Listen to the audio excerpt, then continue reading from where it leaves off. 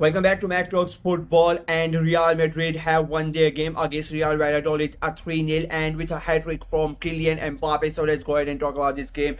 Let's be honest, the result was expected. Everybody thought that Real Madrid are going to win this game, and they did it. And the performance was really good from Real Madrid. But I would say Valladolid would be really disappointed. Let's be very honest. When the game started early on, the first 10 to 15 minutes, I think Real Madrid were quite shaky. I really don't know what it was about, but Valladolid came out of the blocks really quickly. They took the game to Real Madrid, and Real Madrid looked quite shaky. Maybe because because of the game that they had played Champions League midweek, and the players were not really on top of the game early on. It took them some time to get into the game.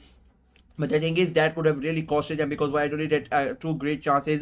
They have to thank Thibaut Courtois for both of the amazing saves that he did to make sure that Real Madrid, Valladolid don't score, Real Madrid don't get back. But as the game progressed, they started to get into their group. They started to connect those passes, started to create things, and then unfortunately for Valladolid, they were really out of it. They really did not do much after that. After the first 10-15 minutes, it was all Real Madrid after that, and they kept on coming, and again it became quite evident. It was the matter of it was a matter of when, not if, that they are going to score, and they scored again. Kylian Mbappe, a really well worked goal. No chance for the goalkeeper to save that. When he comes in from that left hand side, of course it is his favorite side. Is going to score, and he scores that goal. It becomes 1-0 for Real Madrid.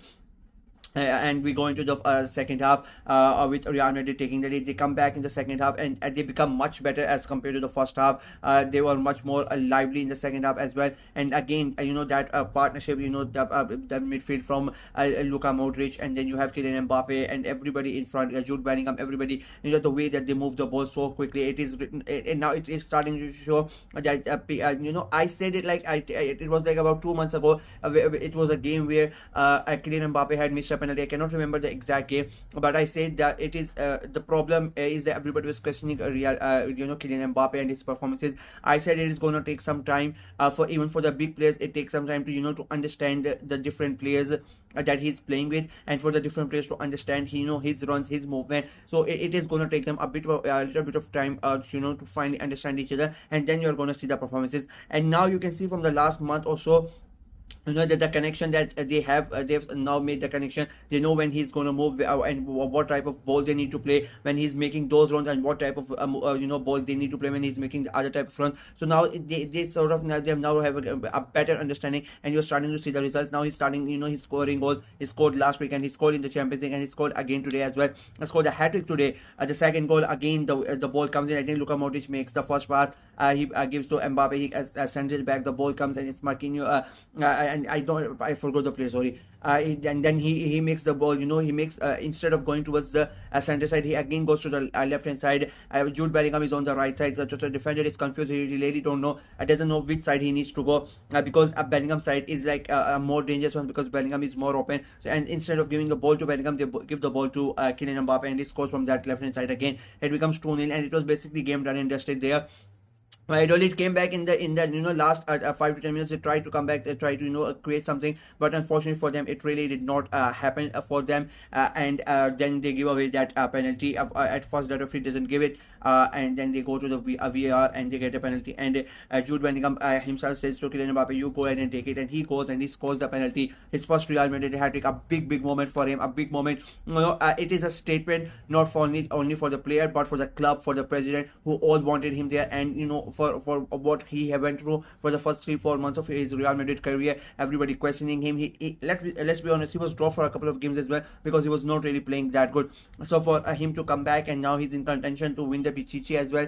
So it just shows what great player he is, and the performance was yet again exceptional from him. And the big thing is, now Real Madrid have a 4 points advantage over Atletico Madrid after Atletico Madrid drew their game against Villarreal. So it is now looking great. Things are looking up for Real Madrid. I think they are going to be in the Champions League easily in the next round of the Champions League. With last week's win was enough for them to take them into the next round, and now they are the Liga is looking good for them as well.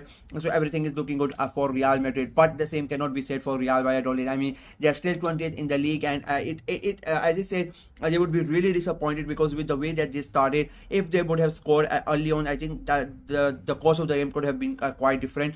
Real Madrid, as I said, they were quite shaky in the first half. The players were quite jaded. They had played the game in midweek and they had to play it again. It was an away game, and if Valladolid had scored the first goal with the home fans, they could have really put pressure on Real Madrid. They could have easily sat back and tried to hit them on the counter attack. The game could have really gone a different road, but they missed their chance. And I think this has been a problem for Valladolid. I said during my prediction as well, they are a team that they create good chances, but they're not really able to finish it off. It has happened to them for a number of games this season, and unfortunately for them, the transfer window is still open, and they've still not really gone ahead and addressed that solution. They really need to find a striker if they really want to stay in the La Liga, because it is now really becoming a problem for them. They are not really able to convert those chances that they are creating. I mean, there's no use of creating those good chances if we are not gonna convert them. And again, Thibaut Courtois had a great game. That those two saves that he made early on kept Real Madrid in the game and made sure that the players, as I said, it took them time, and I think the sorry. The saves from Courtois were really important to keep Real Madrid in the game. Otherwise, it could have been a disaster. So Valladolid really need to think, I think quickly. There are still days in the transfer window. They really need to go out and buy a good striker who can at least finish off the chances that they are creating. Because it is like 21 games have been played already. There are not that many games left, and when you are in relegation zone, every single game is like a cup final. You cannot really afford to draw points. The league is so tight. They Valladolid at one point they were 14. They have been this season. It has been like a yo-yo for them. They are either down or they are up. So they themselves know they are a good enough team that in my opinion should not be relegated. They are far much worse teams with far much worse squads than Valladolid, who are in that relegation scrap. So they have the players who can get them out, but they really need to find a good striker to finish off all the chances that they're creating. So it will be quite an interesting scenario to see what happens with the transfer window for them. Will they be able to bring someone in? It will be quite interesting to see. For Real Madrid, I really don't think they need to bring someone in. I think the squad is good enough. I think it will be quite an interesting end to the season. They now have a lead, for a big lead, much big lead for the first time this season. Otherwise, it has always been Barca or Atleti who have been at the top and have had a lead. It's first time that Real Madrid have a lead of 4 points over Atleti, and I mean quite a big lead against Barcelona as well. So it will be interesting to see how they cope and how they continue. The Madrid derby is coming in, and if they win that Madrid derby, I mean that could really put a big space between them and the other two. So that Madrid derby is going to be quite interesting. So yeah, that is it from me in this video. Let me know what you guys thought of the game, what you guys thought of Madrid's performance, what you guys thought of Mbappe's performance. What do you think about Valladolid?